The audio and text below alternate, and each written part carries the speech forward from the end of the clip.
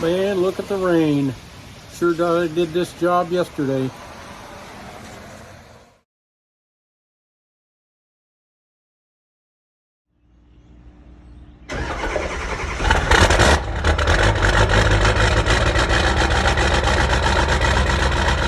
Well, the big project today is, of course, that was after my breakfast.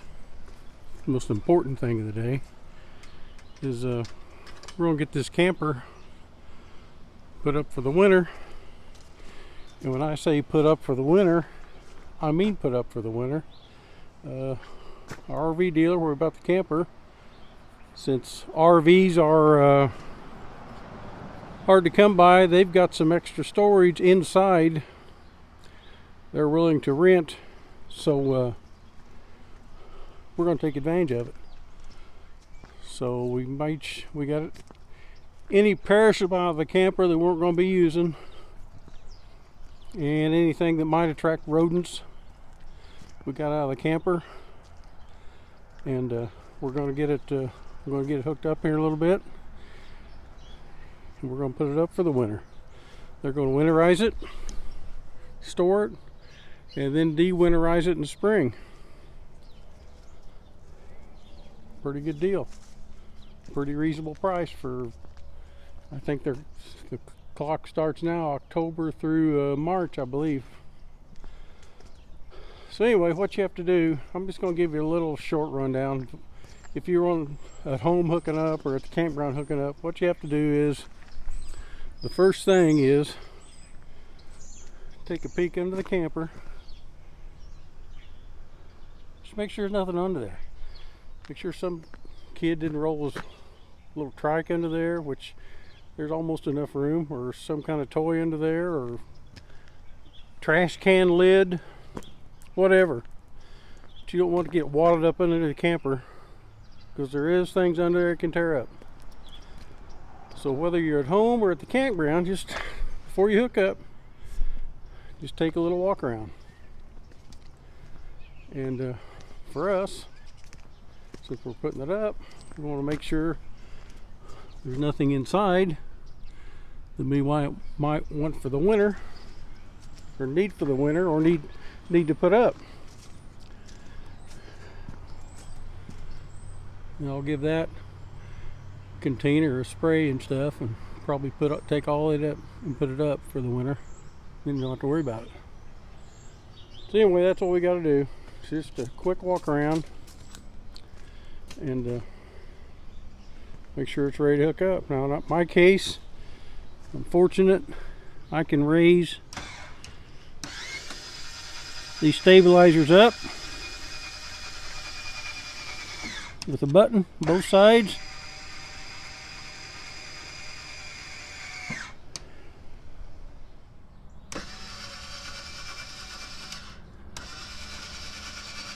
Yeah, I'm not apologizing. We bought our new camper a few years ago. I want electric stabilizers. I'm getting lazy in my old age. So the next thing to do, so put my tow ball hitch in, get it ready, and I'll show you that's a different equalizer sway control hitch than what most people run.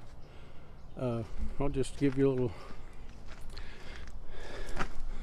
The sway control is inside here.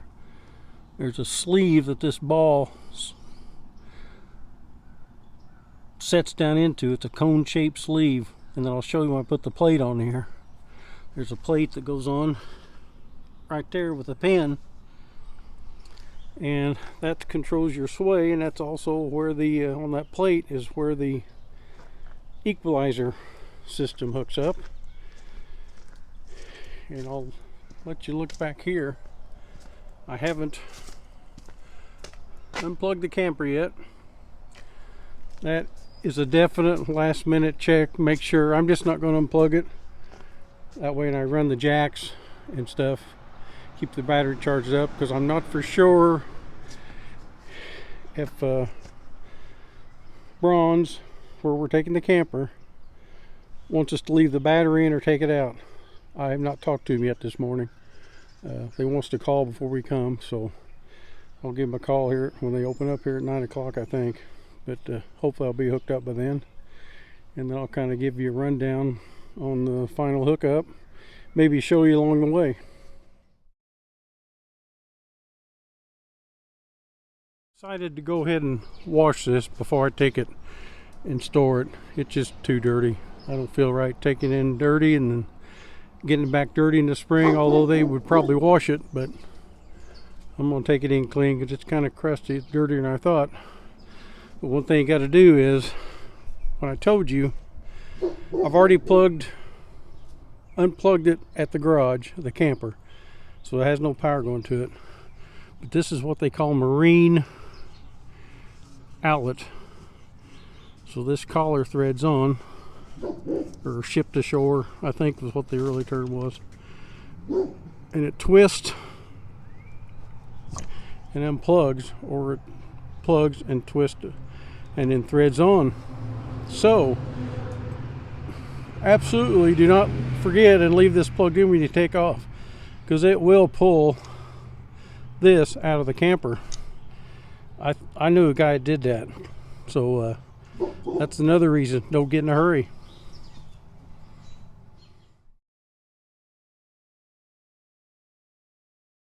So I'm gonna, like I said, I'm gonna spend a little extra time and clean this up today. And what some of you people think, oh my gosh, he's gonna use a pressure washer on the camper.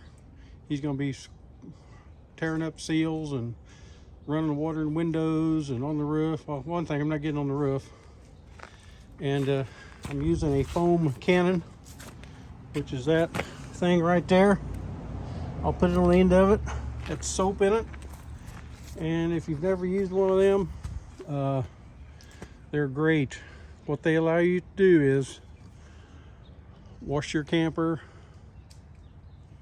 pretty thoroughly in a reasonable amount of time and not kill yourself.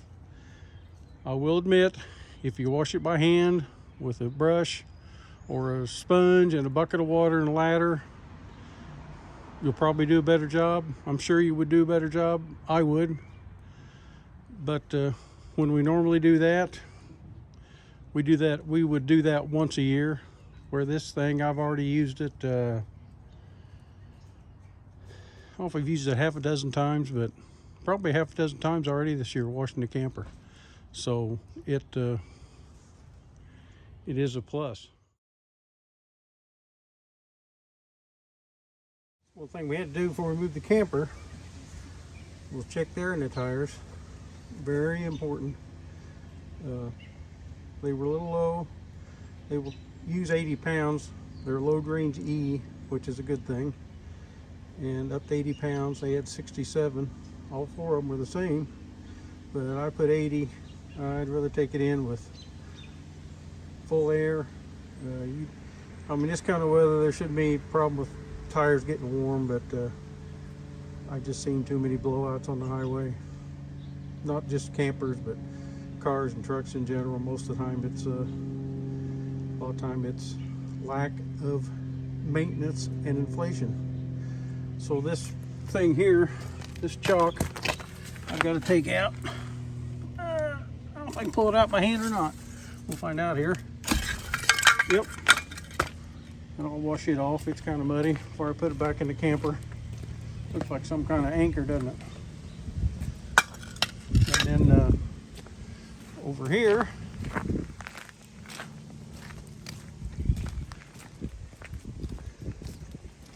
I gotta wait and hook up and take care of these. These chocks are actually leveling, I don't know what you want to call them, leveling chocks.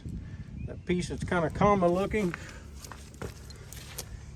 right there, you pull up on, and using your level it from side to side, and then when you get it, it's a two-person job. Hold the brake, and then you put this underneath, and it'll hold it in place. It's a really, really handy setup. It's a two-person job, but still, it's pretty nice. We use radios as we're doing this, and usually Sandy's level and I'm moving the truck, but sometimes she's moving the truck and I'm level. But it's a simple deal. And then I'll have to pull up a little so we can get the chocks there on this backside out. Pull up here. That way we can get that out. And that's after we get hooked up, but then we'll be ready to rock and roll. One thing I like to do, because I don't have a smart jack on here, which is actually a jack that will remember the height you've had it to hook it up, I will measure the ball height, top of the ball, which is about 26 inches, and then I will use the electric jack and raise that up to about 26 inches. Now that I'm raising that up, I mean, it becomes obvious as why we had to move. The first thing I did was raise the stabilizers, especially the front ones. You probably just take off the ground most of the time unless you had to go down. But the back ones in this case, you'd be working against those if they were on the ground. So you just raise them all up, take them out, because you're going to have them up anyway. So that's usually about the first thing I do. Now you'll notice there's very little grease on that ball. And when we hook it up, you'll realize why. The only thing I put a little bit of grease on there is for helping the hitch slide over. Because your friction is down in here for your sway control. So if you get a bunch of grease down in here, it's not going to work. You cover that WD-40 and it runs down there, it's not going to work. Because this ball is going to move in unison with the sway control and also the equalizer. So it really does not, the trailer tongue itself does not pivot on that ball. It all moves at once. So you really don't want that greased at all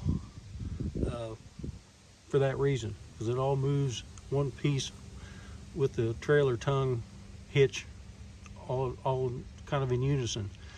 So that is just to make it a little bit easier to slide on and hook up is the only thing. There's not enough in there to, it's not going to run down. So I think we're good to go. I'll hook her up here.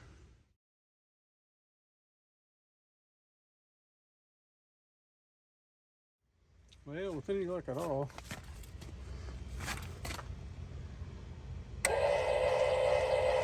we'll get this to hook up. Let's back up in here. Probably will. We have to back up and cut her over a little bit. We'll find out. Well, we're going to try it right here, see what happens.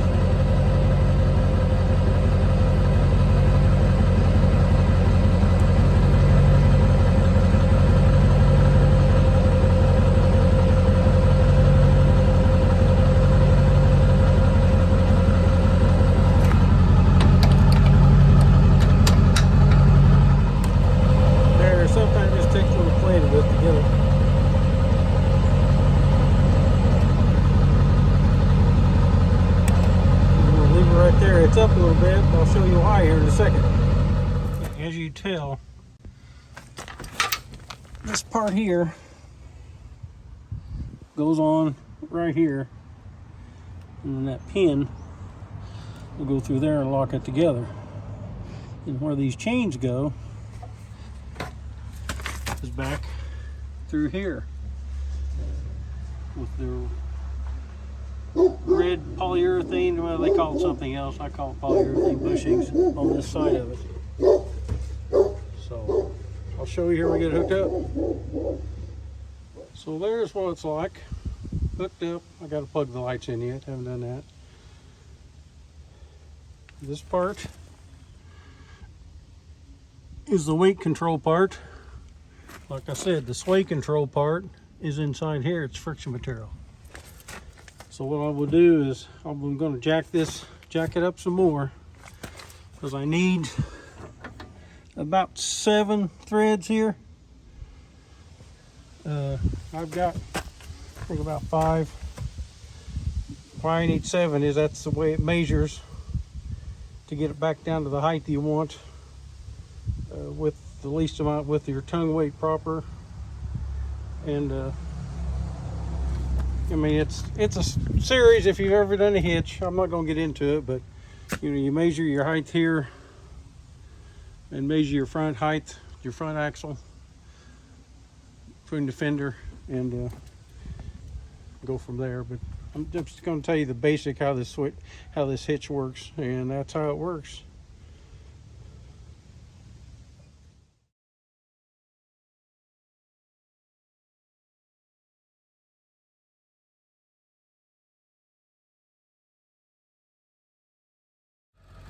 And normally the last thing you do is give it a once over.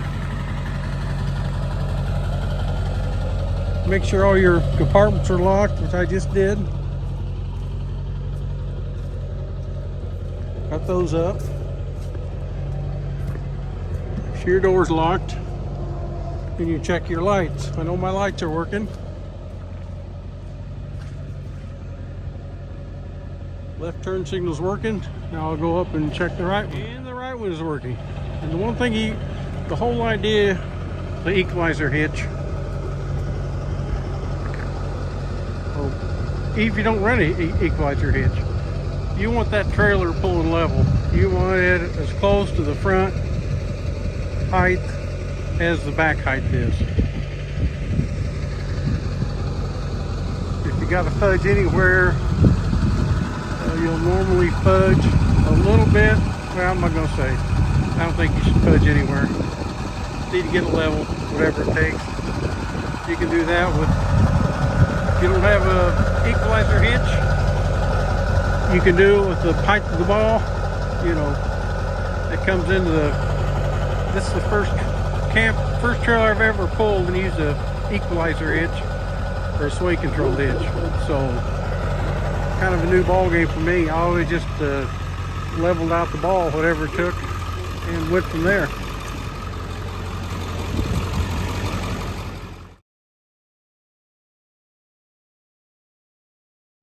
Well, we made it to Braun Fun Time Camper, and what I need to do, I'm going to take the battery out of it and take it home and unhook it. So if you don't know, the battery is Rott's Cheer. Okay, I think the wife was creeping on me with the Ring doorbell when I was leaving home. God bless you.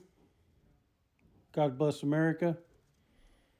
Say a prayer for somebody today. See ya.